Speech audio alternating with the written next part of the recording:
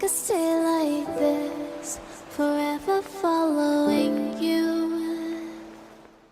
Hi, my name is Rina and welcome to my channel.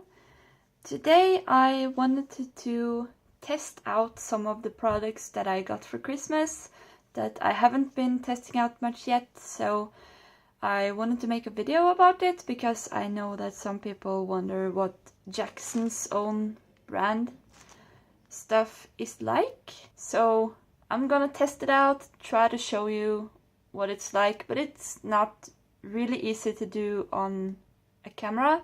So I'm gonna do my best, and I hope that you get the impression that you need to know if this is something that you want to buy or not. So let's get into it. I have 3 brushes that I'm going to test out.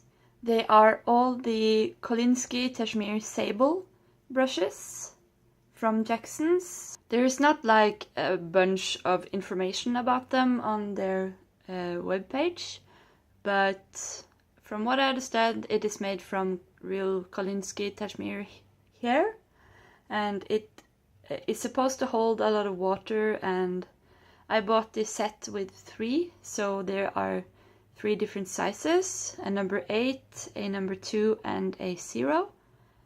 So I've tried the biggest one a little bit before this video, and I'm kind of excited to compare them to a cheap, just synthetic brush. They are kind of the same size on the nib, so I'm gonna compare these two to each other to see if it holds more water and how it keeps its point sharp and stuff like that. So I'm excited to try that. Also, I have this sample pack of eco handmade paper, which is made from 100% recycled cotton rag. It is acid free, so this is a paper that is produced for Jackson's. On their website it says that it is individually set in molds and dried in the Indian sun, so I guess that the production is in India. I think they are very reasonable priced, very cheap actually, so I wanted to kind of test it out before I got like a big stack of them, because maybe I don't like the paper, maybe I really love it. From what I've understood, this is kind of a unforgiving paper, so if you make a mistake it's not that easy to fix it again, because the paper is supposed to be very absorbent. So I'm excited to try that out to see how it works. And in this pack of test papers there is a 300 GSM smooth and a 425 GSM medium and a 1200 GSM extra rough, and the highest GSM that I've ever tried is 300, so I have no idea what 1200 GSMs are like, but I guess I will find out when I open this pack. And the last thing I'm going to try today is Jackson's own spiral pad watercolor sketchbook. So this one is quite big actually, 11 by 15 inches, so it's quite big. It has 25 sheets and costs £10. So I think this is really reasonable for a kind of spiral block of sketch watercolor paper. So I am also excited to try this out. And also it says that it is 100 GSM, so it's not very thick, but I don't know, it feels kind of thicker than what I expected from 100 GSM, so I'm pleasantly surprised. So I'm gonna unpack these.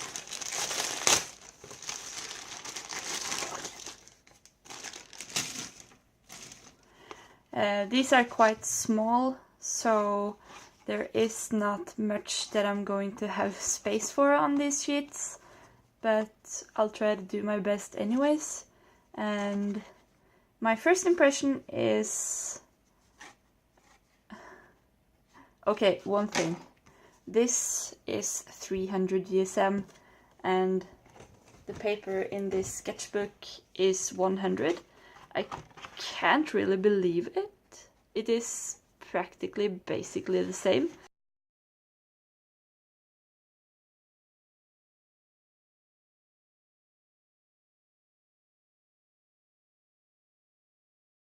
These are the eco papers, handmade, produced for Jackson's. So this is the smooth one. I do not know if you are able to see anything of how the texture is, but you can see some of it at least. So this is the smooth, this is the cold press, kind of the medium, and this is the rough one. And you can actually see like these ridges in the paper. Some people may not like that. I think it looks really cool and interesting, and it gives kind of a homemade feel to the paper, even though it is handmade, so I'm not surprised that it looks homemade too. I'm really excited to try to see how it takes paint, because I'm really interested in this paper.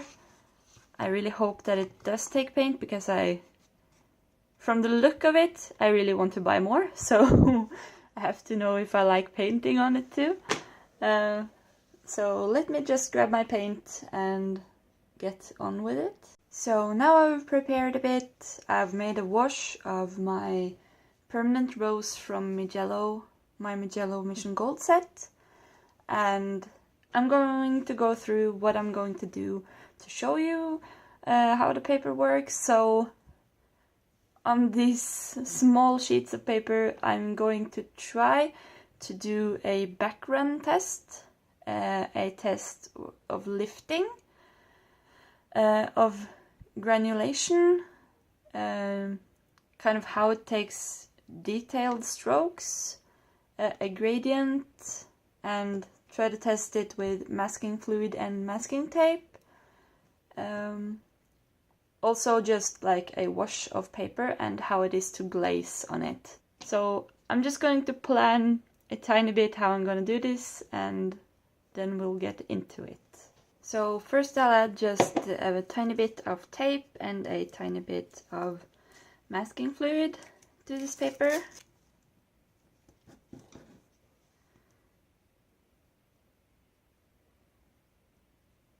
I use the Schminke liquid frisket, and I added way too much on this one, so I'll have to wait for that to dry to do anything over it.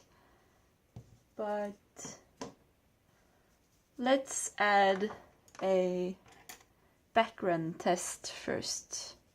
I'm just going to use this wash that I made here. I'm gonna do a tiny bit in the corner. Oh, this is really weird compared to other papers that I've used. I almost expected it to like soak into the paper immediately, but it seems to be kind of staying on top on the two rougher papers. It's kind of weird, but very interesting. I'm using the new brushes here, by the way. So far it seems like it holds a lot of water. So while those are drying, I think I'm gonna do some small detail strokes on the side. So this is a tiny little brush, just to kind of see what you can do on the paper. And this smooth one is really smooth, and I like that.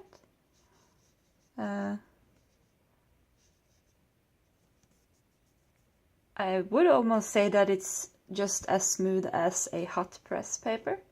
Just, yeah, maybe a little bit more textured.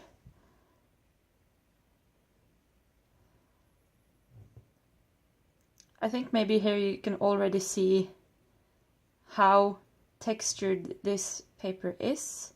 This is kind of the cold press paper, and the lines break up immediately when I try to do details. So if I'm going really slowly, it does not break up as much. Yeah, so if you go slowly, you can do details of this paper too. And this one, I would not say this paper is handy for details, as you can see. It's really, really rough, as it should be, because it's a rough paper, but yeah. It does not do details very well. I'm gonna do kind of a slow stroke again. You can do details with this one just as other papers, but maybe not as fine and kind of perfect details. By the way, for the background tests, I added quite a lot of paint and water, so I did not try to be careful with that. Now I'm gonna try a really granulating color, and that has to be my Ultramarine Deep. It is not extremely granulating, but it's the only color that I have that is granulating. So I have to work with what I have. I'm not really sure that I actually like the cold press and rough yet, because when I add paint to the paper, it seems to be like not absorbing in at all, and it kind of confuses me because from what I read, it was going to be a very absorbent paper, but I'm just gonna put it out there that I am not an expert at watercolors.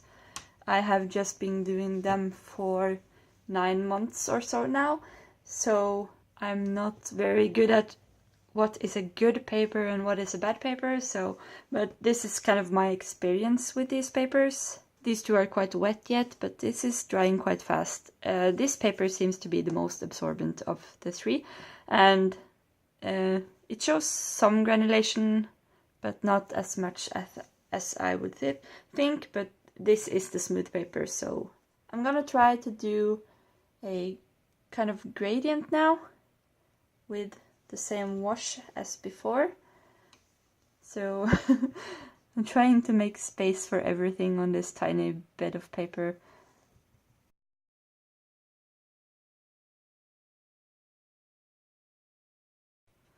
I don't know if you see what I mean, but it seems to kind of like just stay on top.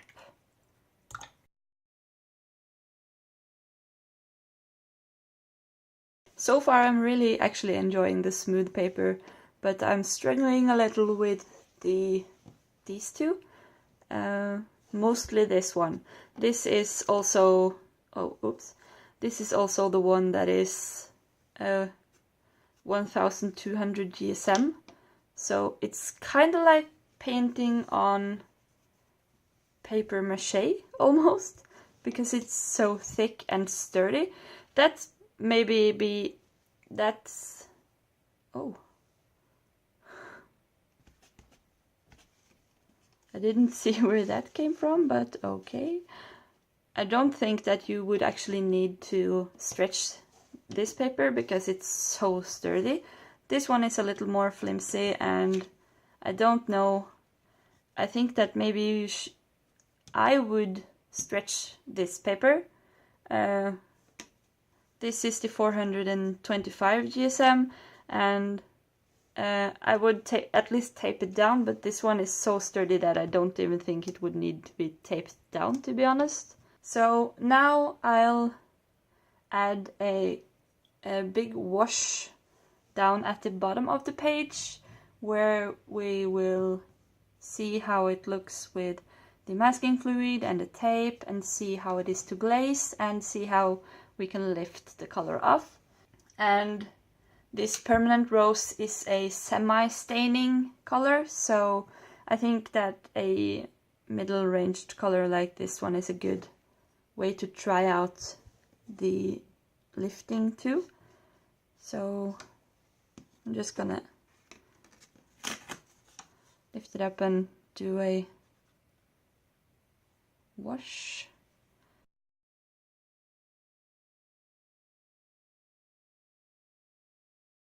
I'm using quite a lot of water for this mixture, and still it is kind of hard to get the paint down in the crevices.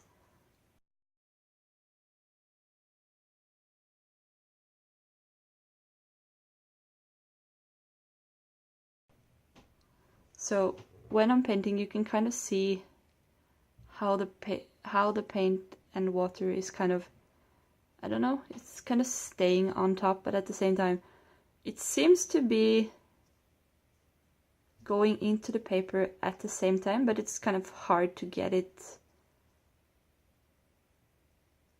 evenly distributed. You can see how extremely textured this is when it gets paint on it. So I'm gonna try to dry this out with my blow dryer, and we'll test the glazing and lifting of these three. So first I'm trying to lift it.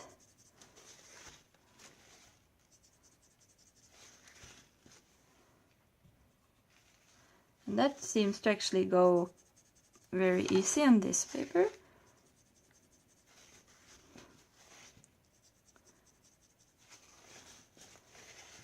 After 5 kind of light strokes, I didn't even press hard. It has almost gone back to the like original color of the paper. And then I'm doing it on this one.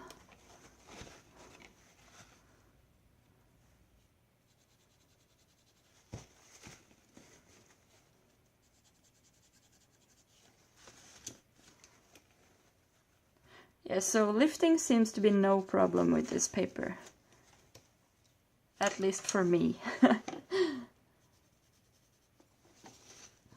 It lifts, and for me it lifted quite easily. So as I said, this was a semi-staining color, so I don't know how much that has to say for it, but it worked well for me. So now I'm going to do a glaze of a yellow.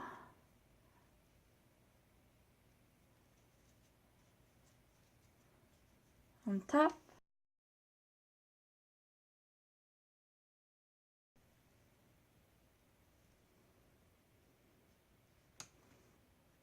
And I'm actually really pleasantly surprised by the glazing. It seems to be working really good on this paper. I've had a lot of trouble with that earlier because I've used quite cheap papers often, so maybe this is a good incentive to buy better paper. Well, this paper is kind of cheap too, so I'm kind of surprised about that actually. So the last thing to do is just removing this tape as carefully as I can. And this paper seems to rip very, very easily. Oh, so sad. It did rip really easily from the tape. And then, yeah, also from the masking fluid. Not as bad, but you can see like it ripped on the sides and stuff, so that's not so good. I got the tape easier off the rough one. Let's try the masking fluid, I mean. This rips kind of bad. I read this in another review actually of the Jackson Eco paper that it doesn't take masking fluid very well, so the line from the masking tape is crisp and nice, but it still ripped a little in the middle of the paper. And then the last one, still less ripping than on the smooth paper, but the masking fluid really rips the paper. So that does not look like the lines that I put down, but I kind of expected that, so I'm not like disappointed or anything. So as I said, with the glazing, I think it looked really good.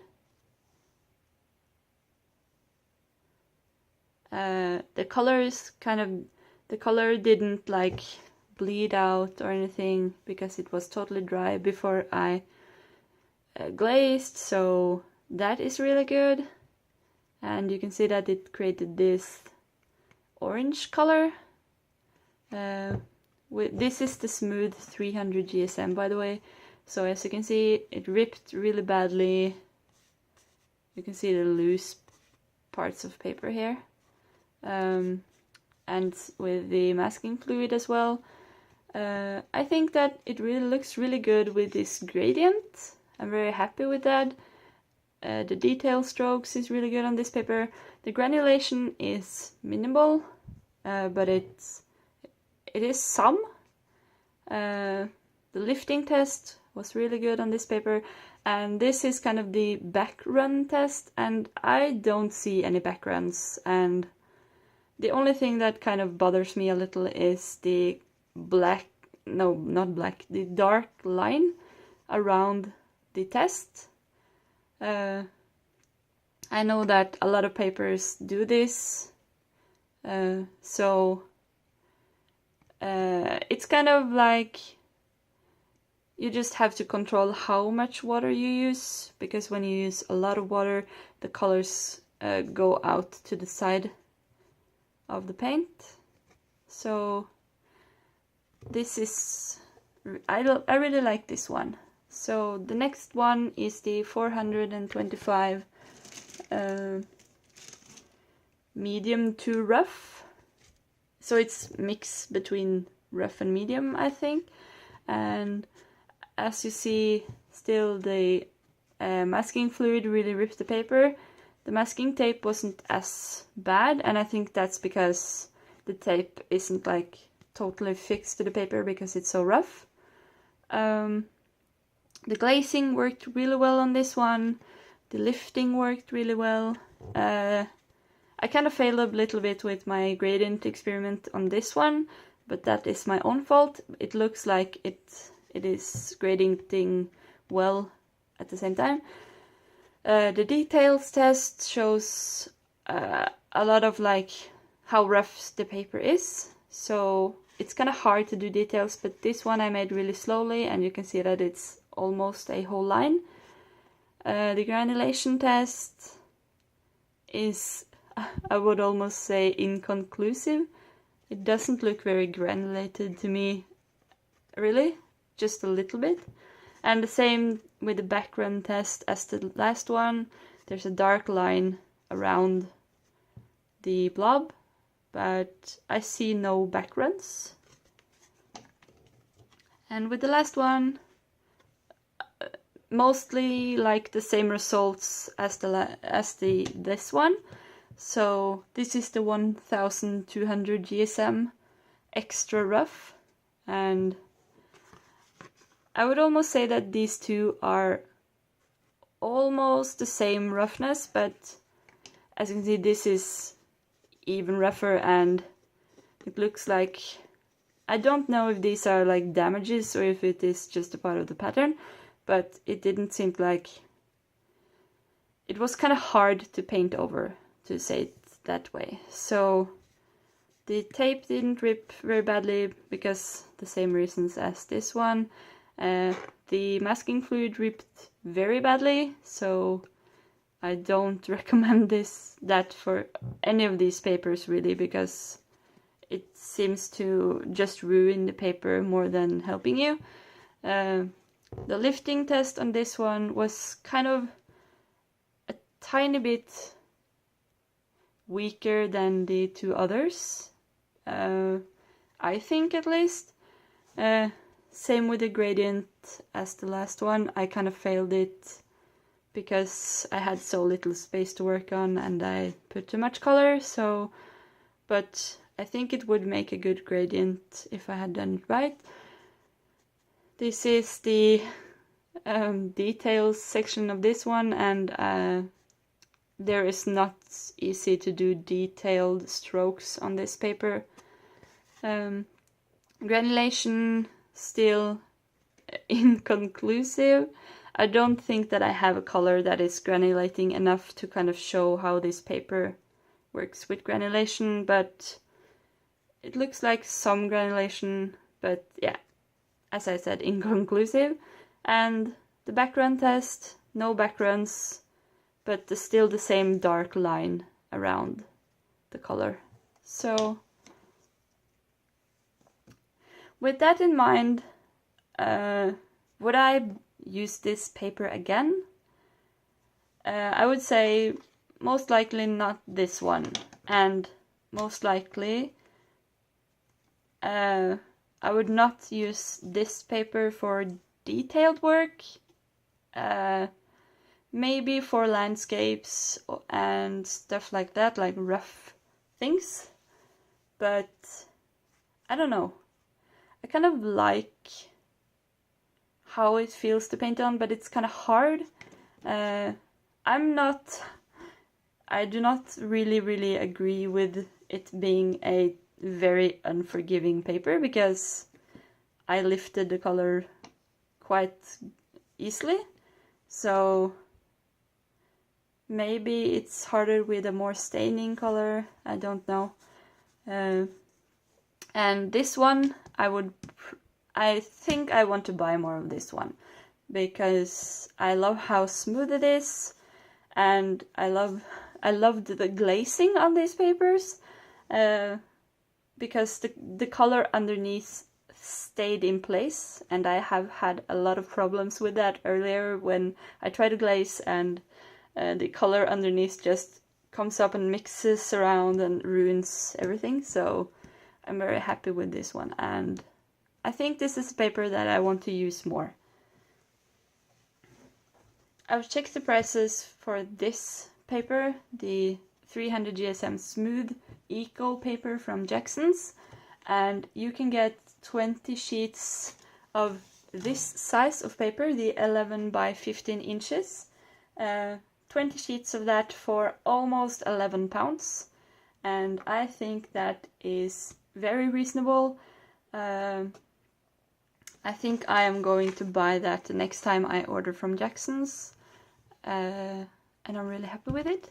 So there's my opinion of these papers. So now I'm gonna test out the paper in this watercolor pad, which is not the handmade kind. So let's try it out. I'm gonna do the same kind of test with this one as with this. So I'm gonna do that, and then I'll come back and show you the results. So here's the result of my test, and I'm gonna put the Eco paper beside it to compare. It actually looks a little brighter on this paper, but there are some big differences. For example, that one has some background. As you can see, it's kind of going up darker in the bottom there. This paper is very good for details, that's something good. As you can see, they perform quite differently when it comes to the gradient test. So I'm using Magello paints here, and they are kind of known for not flowing as much, but with this paper I felt like the flowing wasn't an issue at all. But here you can see kind of the edge softened, but the paint mostly stayed where I put it. For the granulation of this one, it is a little more visible for this big sketchbook paper. I still really like the glazing, and as you can, I think you can see at least that the colors are more vivid on this paper. I think I had almost the same mixture, so that surprised me a little. And it gets a really even wash with a few small imperfections here and there, but it is a sketchbook paper, so I didn't expect it to be 100% perfect. And also for the masking tape and masking fluid, this paper did really well. The masking tape did not rip. The masking fluid, it didn't stay on for more than 10 minutes or so, but it did not rip at all, and it made really crisp lines, so I'm really impressed with that. But as you can see here too, I also have a back run when it dried, so that is something to look out for in this paper. Overall, they perform quite differently, and both have pros and cons. And I also realized that I forgot to do the lifting test on this paper, so I'm gonna do it almost the same as I did on the last paper. And this also lifts really easily. And really, the things that actually impressed me the most about these papers is their price. They are very cheap, and to me they seem like decent quality for that kind of money. I really like how vivid the colors came out on this one. And the one thing that impressed me the most about both of them is glazing. I can see that there is a little bit of bleeding from the color underneath, but I went over like multiple times in the stroke that I put on. So overall, I am impressed with both of these, but at the same time, it's not like the best quality of paper. I have still not tried my Arches paper that I bought for Christmas, but I will be trying it shortly. So maybe then I'll have something to compare it to. But I do recommend this sketchbook as a sketchbook. I think the paper is better than good enough for sketching, and I would not mind using this paper for finished pieces. Now I'm going to do a little test with the brushes. I don't know how to do this most scientifically, but scientifically right, but I'll do my best. So these are almost the same size. This one is a size 9 and this one is a size 8. So basically the same. This one is cheap from eBay. It's synthetic, and this one is a Cashmere Kolinsky sable brush. And one thing that I have noticed while using this now, while making these testing sheets, is that when you fill the brush with water and paint, it does not keep the sharp tip, it does not keep the good shape. And I'm gonna fill this one too, so you can see kind of the difference. The cheap synthetic brush actually keeps the tip a lot more sharper.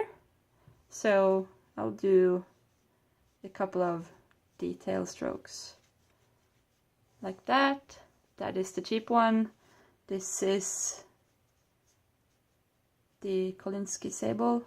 So I would not use this brush for details at all. The small one that I used here for the details up here, it is good for details, and compared to other synthetic detail brushes I've used earlier, it does hold a little more water. So now I'm kind of going to fill these two brushes as well as I can, and I'll do kind of a test to see how much they hold each. So you see that the synthetic went empty really quick. Now to the other one. This holds a lot more water, as you can see. So I think that is the positive thing with this Kolinsky sable, Kolinsky Tajmir sable, is that it holds a lot of water and you're able to do a lot more washes. You can, by the way, see extremely well what I mean with the backgrounds. Some parts of the paper dry really fast and others take a little longer, and I used quite a lot of water here, so that's that. But yeah, as you can see, the Kolinsky holds a lot more water, but for me it doesn't keep that shape. Maybe if you dip it in water and kind of shape it a little with the paper, you can get a more detailed stroke, yes, but then you will kind of waste a lot of paint in the paper, so that's kind of a bummer. But in the set that I got, there were 3 sizes, so I don't know how this size number 2 is. I'm gonna try it. This seems to hold its shape more than the big one. Yes, this is better for detailed strokes. So what I really like about using a little more expensive brushes must be that they hold more water, and that is something that I have been wanting to try out for a while now, and it didn't disappoint me with holding a lot of water, but I wish that it held its sharpness more when it was wet. But I don't know really a lot about real hairbrushes, so I don't know if it's usual that they keep their shape or not.